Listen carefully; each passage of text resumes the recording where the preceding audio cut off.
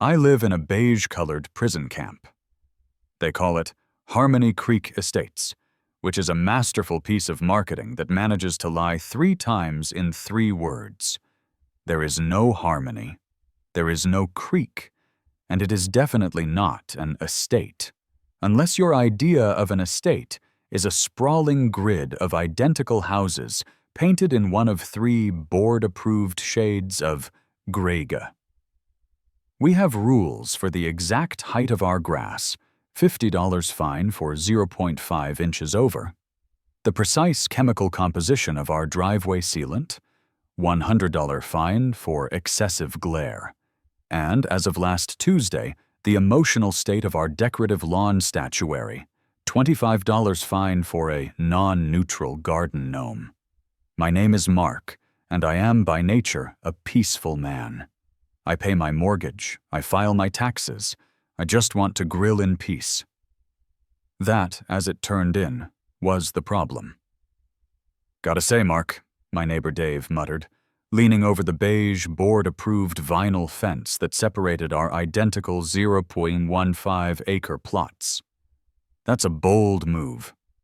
I flipped a chicken thigh. What? Grilling chicken? It's 5:30 p.m. on a Saturday, Dave. I think it's legal. Dave nervously eyed the small 2-foot flag I had planted in a flower pot next to my grill. It was black, and on it a cartoon pig in a chef's hat brandished a spatula over the words, "Born to Grill." "No, man," Dave said, his voice dropping to a conspiratorial whisper. "The flag. Brenda's on the warpath. She was doing her morning perimeter walk, and I saw her stop and take a picture of it. She told Marge down the street it lowers the collective aesthetic vibration." "My pig flag?" I said, poking the chicken. "It's a 2-foot flag with a cartoon pig. If that lowers her vibration, she needs more fiber, or a hobby." "Her hobby is this, Mark. You're new here. You don't get it. She has a clipboard, a laminated one." Before I could answer, the air pressure on the street seemed to change. The distant sound of a lawnmower died. A bird stopped chirping. Dave's eyes widened, and he physically recoiled from the fence. "Oh, man," he whispered. "Clipboard. 3 o'clock. Good luck." He vanished back into his house, the screen door sliding shut with a guilty thwack. I turned. There she was. Brenda. Brenda, HOA president, was a woman who didn't walk. She patrolled. She moved across my lawn with the stiff, purposeful gait of a drill sergeant inspecting barracks, her clipboard held at a perfect 45-degree angle. She was wearing a beige visor that matched her beige polo shirt and her beige culottes. She stopped a regulation, 6 feet from my patio. "Mark." "Brenda." I smiled, holding my spatula. "Care for a chicken thigh? I'm grilling." "The flag." She didn't look at me. She was staring at the pig as if it had personally insulted her ancestors. "The flag," I confirmed. "This Born to Grill paraphernalia is not a pre-approved seasonal decoration. Section 8, Article 4 of the Harmony Creek Covenants, Conditions, and Restrictions. Take it down." I sighed. "Come on, Brenda. It is seasonal. The season is grilling." She made a small, precise check mark on her clipboard. "That's a verbal warning, Mark. You have one. You're new, so I'm giving you a 24-hour grace period to remediate the violation. After that, it's a $50 fine." A $50 fine? For a pig flag? For an unapproved, non-compliant, non-seasonal display, yes. She turned, her beige sneakered feet pivoting perfectly on my non-compliant grass. It was probably 0.1 inches too high. "Have a harmonious day." She marched back to the sidewalk. I stood there, spatula in hand. I looked at the pig. He looked back, his little cartoon face full of joy and a love for smoked meats. I looked at Brenda's retreating, rigid back, I took the flag out of the pot. I walked to the edge of my driveway, and I jammed it into the lawn, right next to my board-approved hunter green mailbox. I lost that $50, and the next 50, and the 50 after that. But Brenda doesn't like being challenged. She doesn't like a pig flag winning. She saw my fines as a cost of doing business, so she escalated. 2 days after the third fine, an email went out to the entire neighborhood. A blast from the Harmony Creek Board of Directors.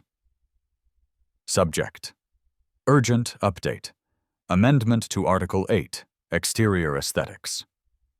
Dear residents, to maintain the serene, harmonious, and uniform beauty of Harmony Creek, the board has voted unanimously in an emergency session to amend the bylaws. Effective immediately, flags of any kind are strictly prohibited. This includes, but is not limited to, national, state, sports team, seasonal, decorative, or novelty flags. All exterior flags must be removed by 5:00 p.m. today. Thank you for your compliance in keeping Harmony Creek the beautiful, neutral-toned paradise we all call home. I read the email 3 times. My wife Chloe was reading it over my shoulder. Oh my God, she banned all flags? Like the American flag? Because of your pig flag? This isn't about the pig, Chloe, I said, a slow, cold feeling creeping up my spine. This is a power trip. She used a bazooka to kill a fly. She's drunk on beige. Just let it go, Mark. Take the flag down. It's not worth it. She won. I looked at the pig flag, now sitting on the kitchen counter. I looked back at the email. You're right, I said, my voice quiet. She won. I closed my email client. I opened my web browser. I typed Harmony Creek HOA Bylaws PDF into the search bar. What are you doing? Chloe asked, her voice full of suspicion. I'm just reading, I said, a slow, unfamiliar grin spreading across my face. You know, for fun. Flags of any kind? That's awfully specific and awfully vague. Mark, no. Mark, yes. I spent the next 3 hours in a legal rabbit hole so deep I was pretty sure I saw a Morlock. I started on Google. Legal definition of a flag. Okay, pretty standard. A piece of cloth or similar material, typically oblong or square, attachable by one edge to a pole or rope, and used as the symbol or emblem of a country or institution, or as a signal. The keywords jumped out at me, lit by a holy, angelic light. Symbol, emblem, signal. My pig flag was a symbol of my God-given right to grill. The American flag is an emblem. A Packers flag is a misguided symbol of a terrible institution. Brenda's ban was, legally speaking, probably on shaky ground. But fighting her on First Amendment grounds would require lawyers, time, and thousands of dollars I didn't have. No, I couldn't fight her rule. I had to go around it. I needed something that was a piece of cloth and went on a pole, but was not a symbol, emblem, or signal.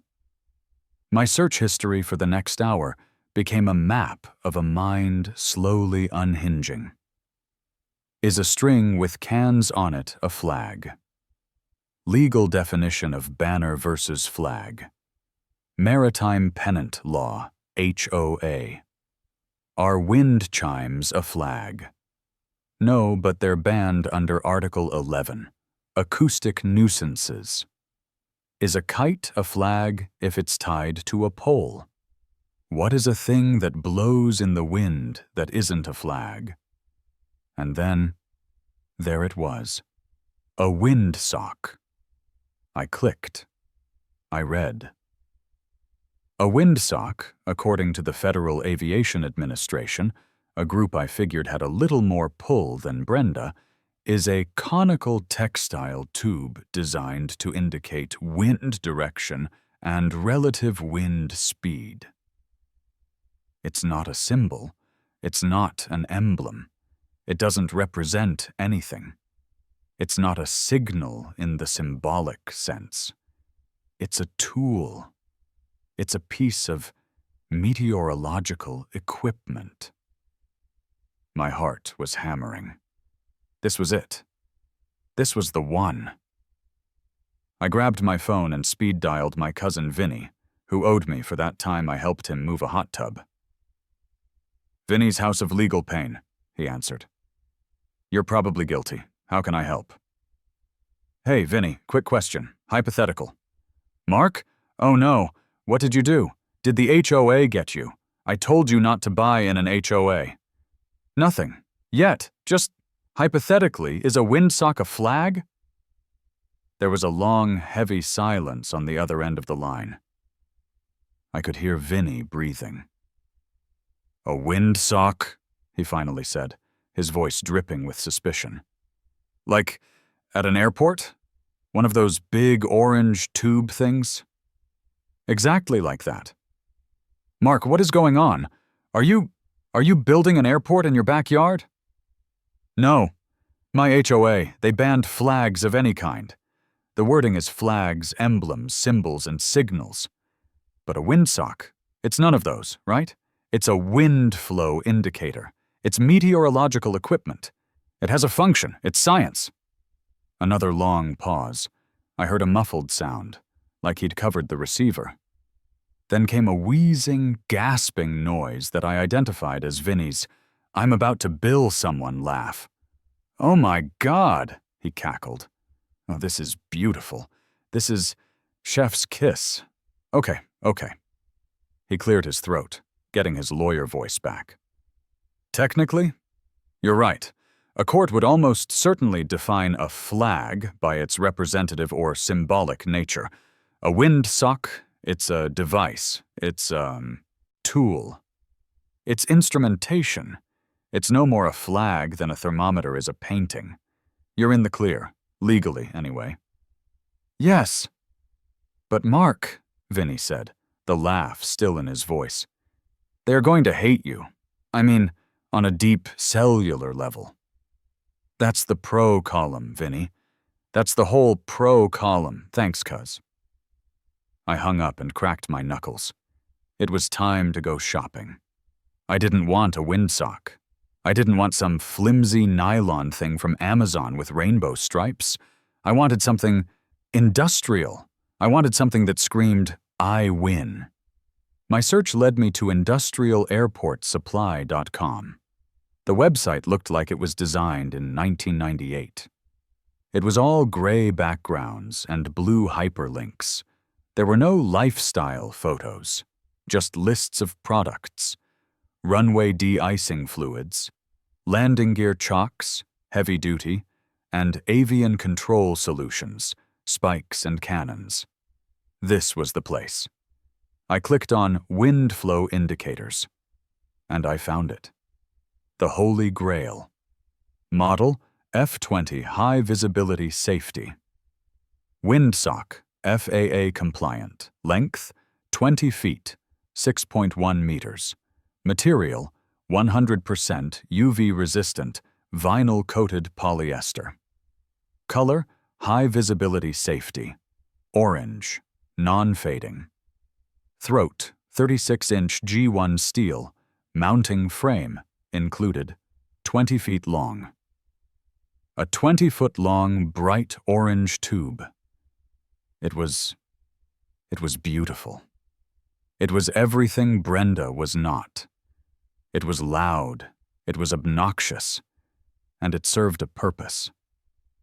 I looked at the drop-down menu for quantity. Chloe walked into the living room. "What's that weird grin about? You're doing the grin. The one you did before you tried to deep fry a brisket? Don't do the grin."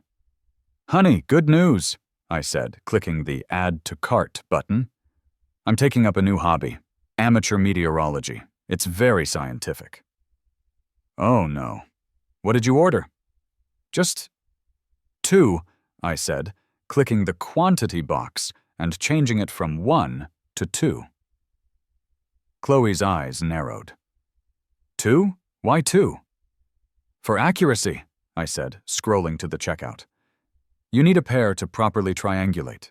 The wind, you know, for the science. Mark, I hit confirm purchase. It's fine. They're just tools, scientific tools. Then a new problem dawned on me. A 20-foot windsock can't go on a 10-foot pole. It would just drag on the lawn. Brenda would probably find a way to fine me for improper ground covering. No, this meteorological equipment. It needed a meteorological mast. I wasn't just going to put up a pole, I was going to put up the pole. I went back to Google. Commercial flagpole installation. You can't just buy a 50-foot pole at Home Depot. I mean, you can buy a 20-foot or maybe a 25. They're white, they're plasticky, they come in a box. That's what a hobbyist would buy. That's what Brenda would expect. I was going for something more permanent. I found a company called Patriot Poles and Installation. Their website was full of pictures of car dealerships, bank headquarters, and municipal buildings. Their slogan was, "If it's big, we dig." This was my guy. I called the number. A gruff voice answered on the second ring. Patriot Poles, Gus speaking. Hi, Gus. My name's Mark. I need a quote for a 50-foot residential pole. There was a profound silence on the line. I heard a truck horn in the background, then the sound of Gus breathing into the receiver. 50, he said, his voice flat. You said 50? F as in Frank? 50? That's the one, I said cheerfully. Commercial grade, internal halyard. Gotta be able to handle a high wind load. What can you do for me? Son, Gus said, and I could picture him, a guy with a face like a catcher's mitt and hands that could crush a beer can. That's a big pole. That's a statement pole. Most guys in a neighborhood, they want 25, maybe 30. What are you planning on flying? The entire state of Texas? This was the moment of truth. Oh, no flags, I said, as casually as I could. My HOA banned them. Another long, heavy pause. This one was different. It wasn't confusion, it was dawning comprehension. Then a low, slow, deep chuckle rumbled through the phone. It sounded like gravel in a washing machine. Ah, Gus said, his voice suddenly warm and full of understanding. I see. It's one of those jobs. You're not a flag guy. You're a compliance guy. I'm a meteorology guy, Gus. I have some equipment that needs to be mounted at a significant height for wind speed accuracy. Right, Gus chuckled. Meteorology. Got it. Well, Mr. Meteorologist, a 50-footer is a whole different animal. You're not putting that up with a couple bags of Quikrete. That's a city permit, for one. Zoning's gonna have questions, and that thing needs a footing. We're gonna have to bring in a backhoe, dig a 6-foot deep hole, and pour about, 6 tons of concrete. 6 tons, I whispered lovingly. Yep, and we'll need a crane to tilt it up. It's gonna be a whole production. It's gonna be loud. It's gonna tear up your lawn. And it's gonna cost you. Loud is good, I said, grabbing my credit card. When can you start? Gus named a price that made my stomach clench, but my spite was stronger. Okay, one last thing, Gus. I need it to be tall. 50 feet is the minimum. Don't you worry, son, Gus said, laughing again. I'll see if I can't find a 55-footer with minor cosmetic damage in the yard. We'll get you hooked up. But first, you gotta get that permit. Go down to the city planning office. And try not to, giggle when you tell them what it's for. The city planning office was, as expected, a festival of beige. The walls were beige. The carpet was beige. The flickering fluorescent lights cast a beige-colored gloom over everything. I took a number, F42, and sat down. They were currently serving F19. I waited for an hour and a half, listening to a guy in a contractor shirt argue about septic tank setbacks. Finally, my number was called. I walked up to our counter. The woman behind the glass, Marge, according to her nameplate, looked like she had been processing permits since the invention of drywall. She didn't look up. "Purpose of visit?" she droned. "Hi, Marge. I'd like to apply for a permit to install a 50-foot, utility mast." I figured mast sounded more professional than pole. Marge's fingers stopped clacking on her keyboard. She looked up at me, very slowly, over the top of her bifocals. "A what?" "A 50-foot utility mast for atmospheric observation." Marge stared at me. I stared back. I tried to look as atmospheric and observant as possible. "You a storm chaser?" she asked, her voice flat. "Just a storm enthusiast. From my own yard. I like to track high-pressure systems. And wind. Wind is a big one." Marge continued to stare. I could feel a single bead of sweat tracing a path down my spine. She was the gatekeeper. She could kill this whole thing with a single denied stamp. She turned to her computer screen, her fingers clacking. "Address?" I gave it to her. She clacked some more. "Harmony Creek, huh?" she said, still not looking at me. "Brenda giving you trouble?" My jaw dropped. You know Brenda?" "Honey?" Marge said, turning her gaze back to me, her eyes betraying the tiniest, faintest glimmer of amusement. "I've been processing permits in this town for 30 years. I know all the Brendas. I've processed her complaints about, let's see." She tapped a few keys. "Mailbox height, non-native shrubbery, unapproved gutter colors, and, my personal favorite, excessively cheerful holiday decorations. So, what did you do?" "I flew a Born to Grill flag." "The pig one?" "The pig one." Marge let out a sound that was half snort, half sigh. "Right. Okay.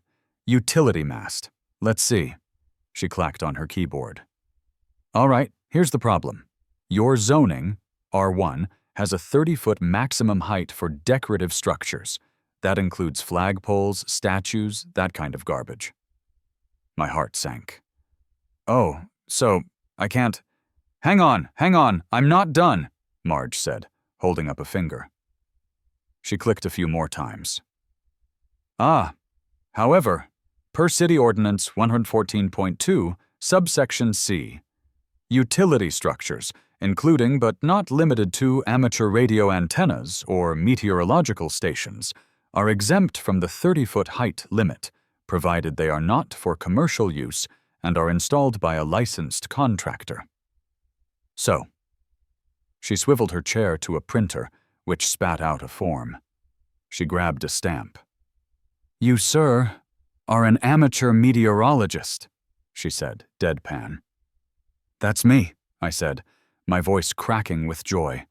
"Tracking high-pressure systems all the time." "Uh-huh.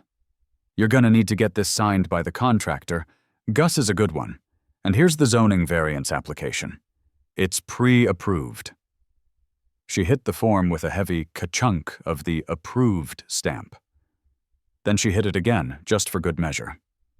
She slid the paper under the glass. "That'll be $75 for the filing fee." I paid. I took the paper. It was the most beautiful document I had ever seen. "Thank you, Marge. You've been a huge help." "Just doing my job," she said, her face reverting to its default neutral mask. She looked up at me one last time. "Your HOA is gonna love this." She turned back to her screen. "Next, F43. I walked out of the city planning office, into the bright sunlight, permit in hand. I felt 10 feet tall. I called Gus. "Gus, it's Mark. We're a go. The city says I'm a meteorologist." Gus's laughter nearly blew out my phone's speaker. "I love this job." "All right, Professor, I'm scheduling the dig. We'll be there Tuesday. It's going to be a party." Tuesday morning, 7:00 a.m. The first sound was a low, seismic rumble that shook our coffee mugs.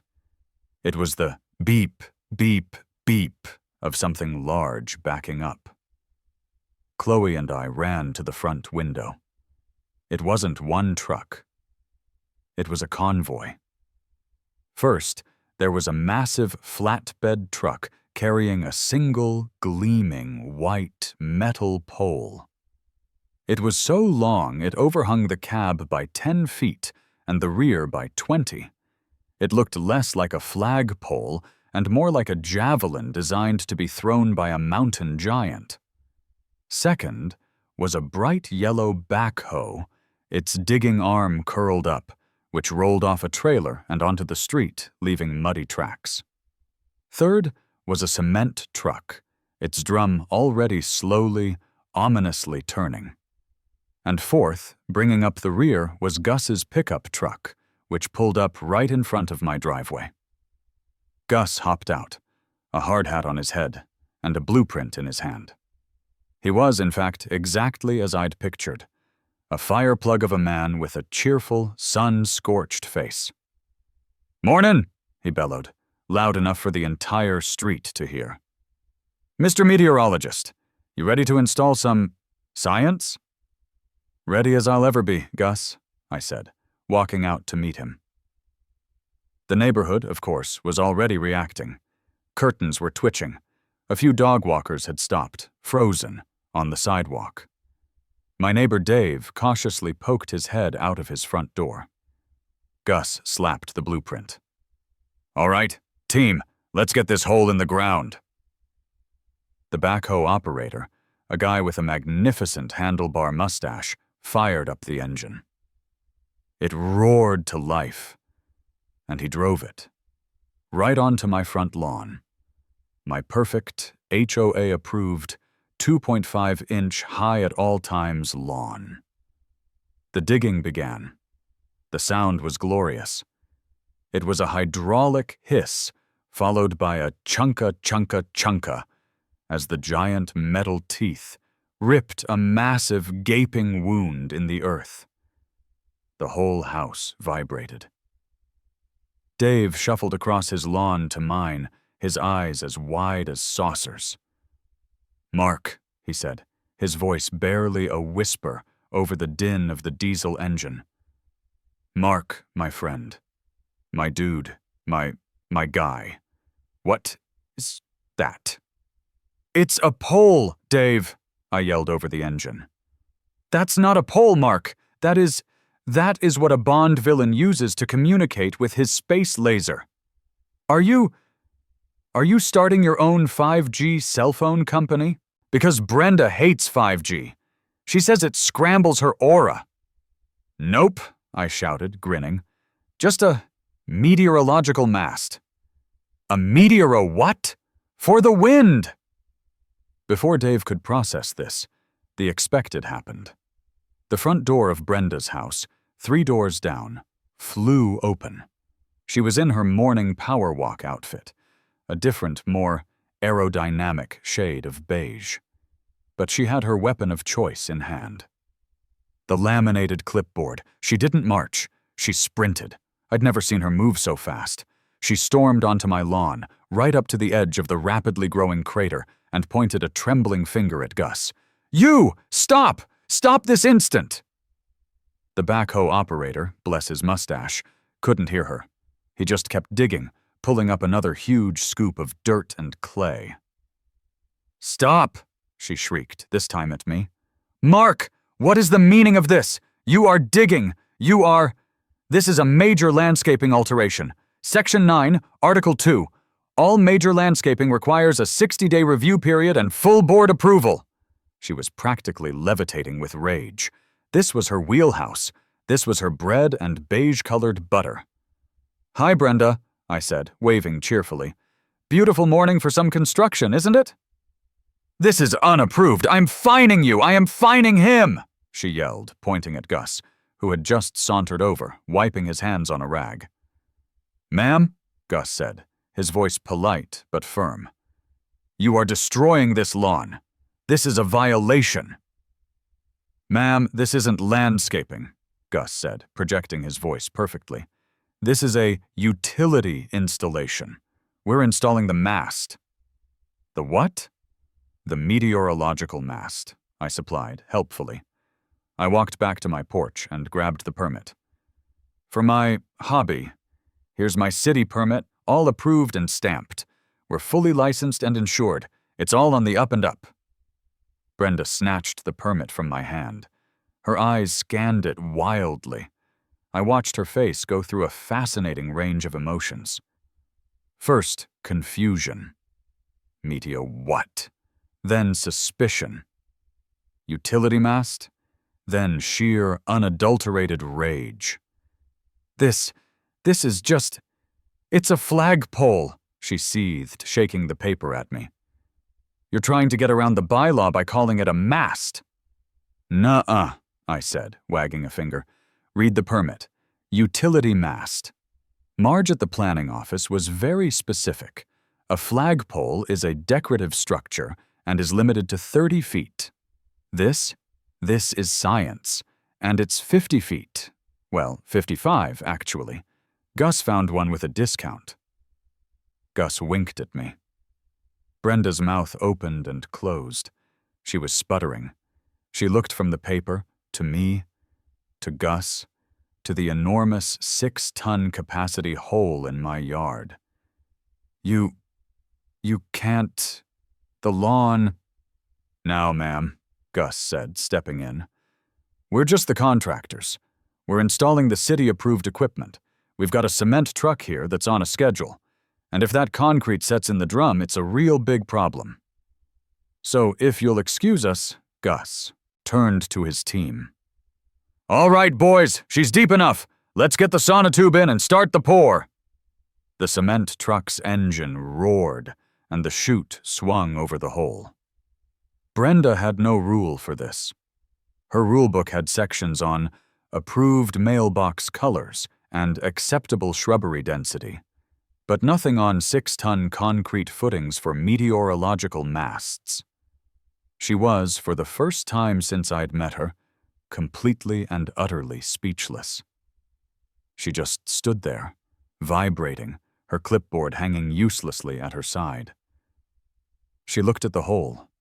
She looked at the gleaming 55-foot white pole on the truck. She looked at me. I gave her my biggest, most harmonious smile. She let out a sound like a deflating tire, turned on her beige heel, and marched back to her house. The door slammed shut. "She seems nice," Gus said, patting me on the back. "She's the heart of the neighborhood, Gus," I replied. The crane fired up. "Okay, Mark," Gus yelled. "Let's get this candle in the sky." For 3 days, the pole just sat there, curing. It was magnificent. It was a 55-foot, gleaming white, aluminum middle finger to the heavens. It towered over my 2-story house. It towered over Dave's house. It cast a long, slender shadow that, at 4:00 p.m., fell directly across Brenda's front porch. I'd measured. The neighborhood was in a state of suspended animation. People would drive by, slow down, stare at the pole, and drive off.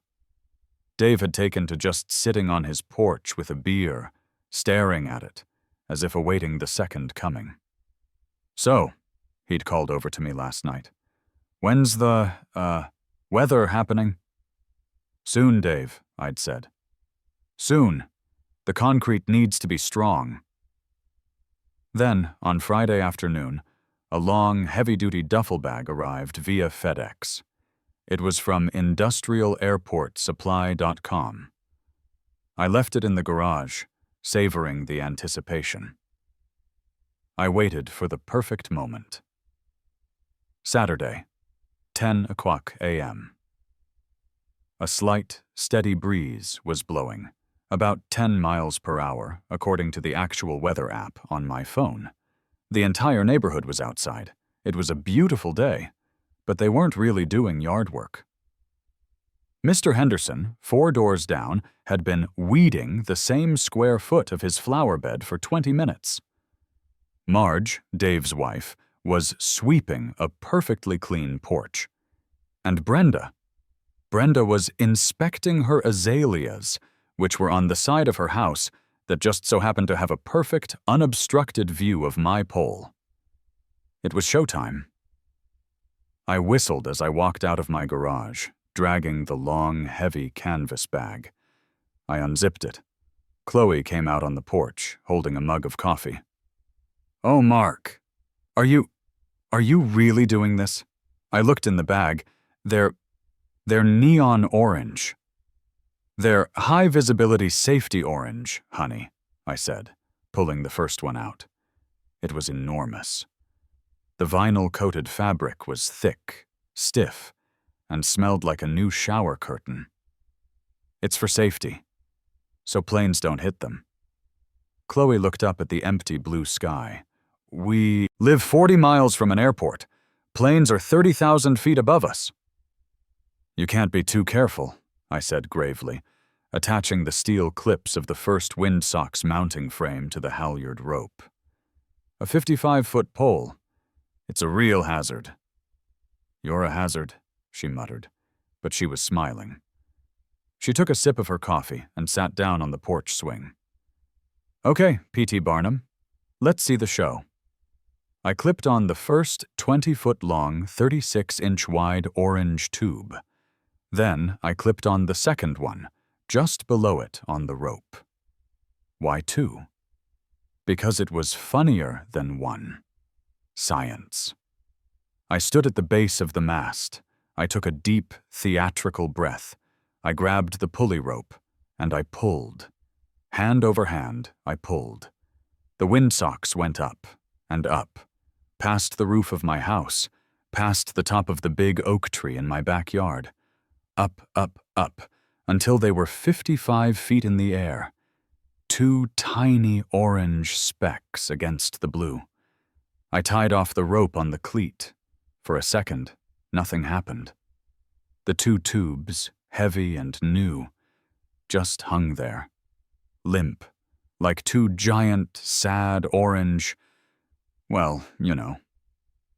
Brenda, from her azaleas, actually let out a small, triumphant, "Ha!" And then the breeze hit them. It wasn't a gentle flutter. It was a whoomp. In one glorious, fluid, violent motion, the 2 20-foot-long, 3-foot-wide tubes filled with air and snapped to perfect horizontal attention, pointing due east. They didn't just fly. They danced. They shimmied. They thrashed. They were 2 colossal, neon-orange monsters, writhing against the sky, high above the beige-colored conformity of Harmony Creek. And the sound.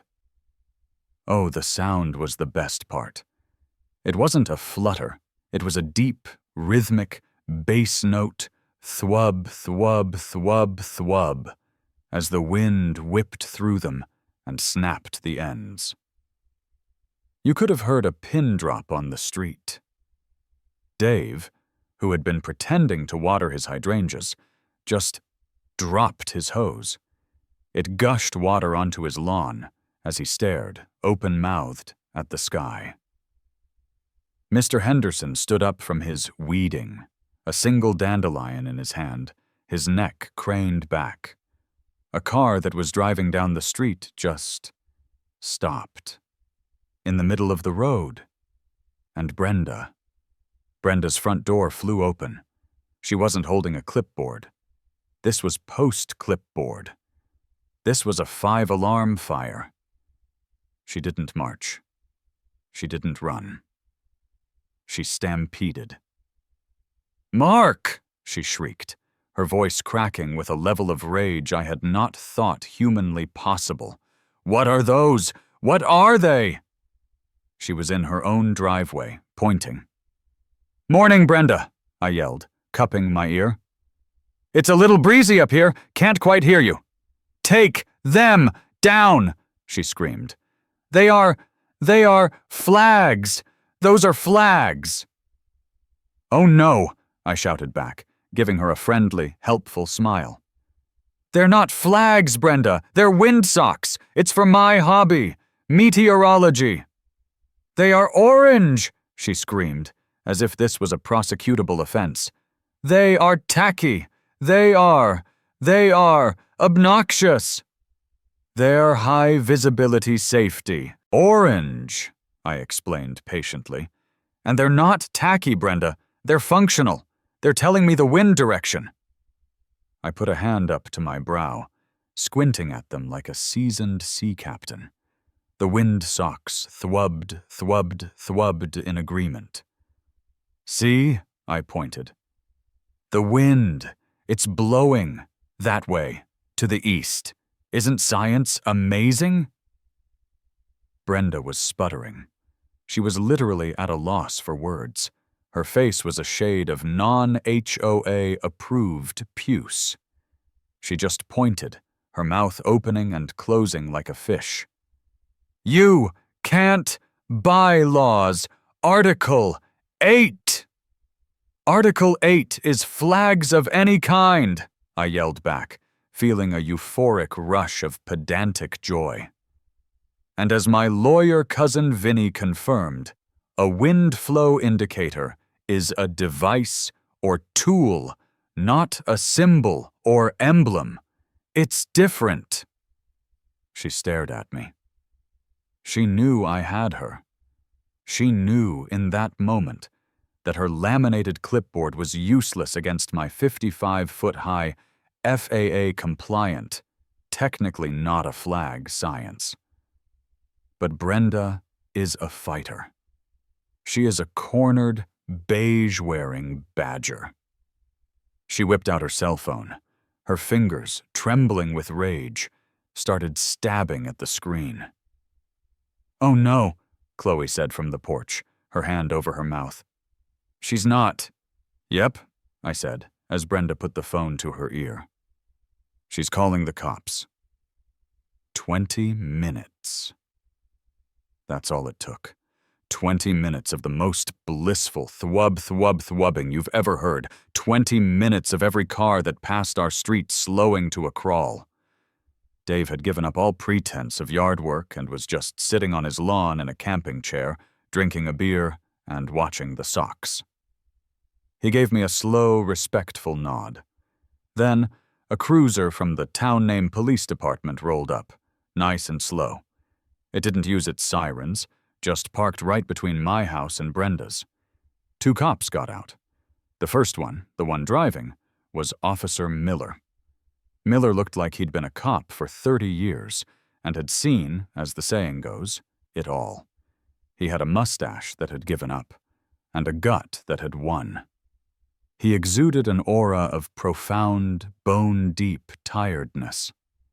The second one, Officer Davis, looked like he was maybe 12. He was fresh-faced, with a brand-new, stiff-looking uniform and a little mustache he was clearly trying to grow, but which just looked like a bit of misplaced pencil lead. Brenda was on them before their feet even hit the pavement. "Officer! Officer, thank God!" she panted, running up to them. "Thank you for coming. It's him!" She pointed at me. I was leaning against my mailbox, sipping a sweet tea. I gave the officers a friendly, "How do you do?" wave. Officer Miller looked at me. He looked at Brenda. Then his gaze traveled up, and up, and up. He stared at the 55-foot pole. He stared at the two 20-foot-long bright orange tubes thrashing violently in the sky. The thwub, thwub, thwub was the only sound on the street. He looked back at Brenda. He looked at me. He closed his eyes for a solid 3 seconds, let out a sigh that seemed to deflate his entire upper body, and then spoke. "Folks," he said, his voice the very definition of done.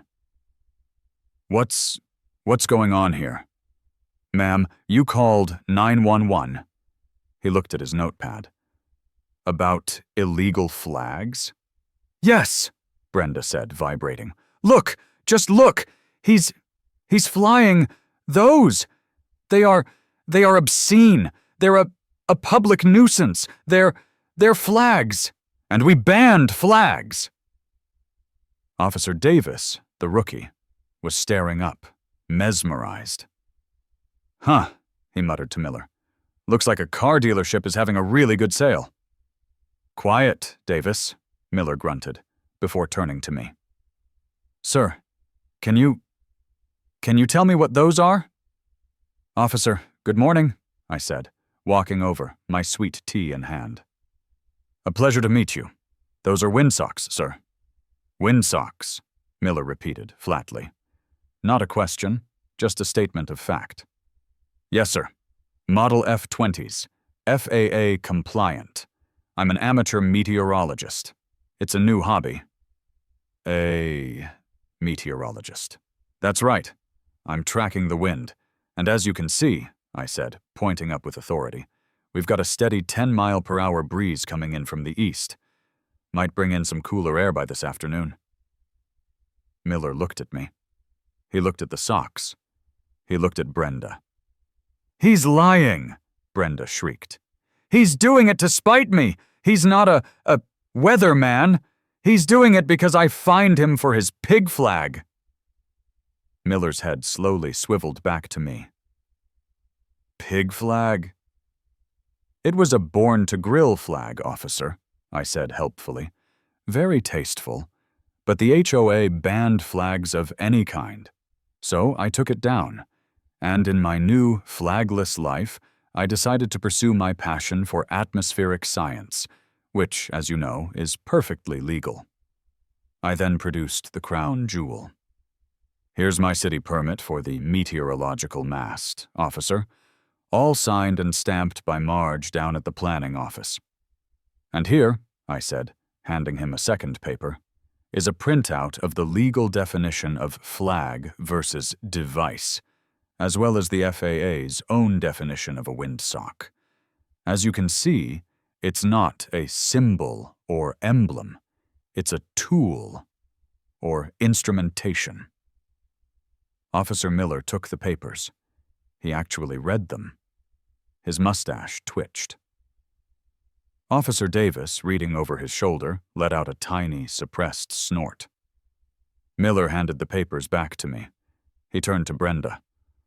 Ma'am, he said in his tired, official voice, these aren't flags. They're windsocks. They're fabric, Brenda pleaded. They're on a pole. The bylaws say flags of any kind. That's any kind.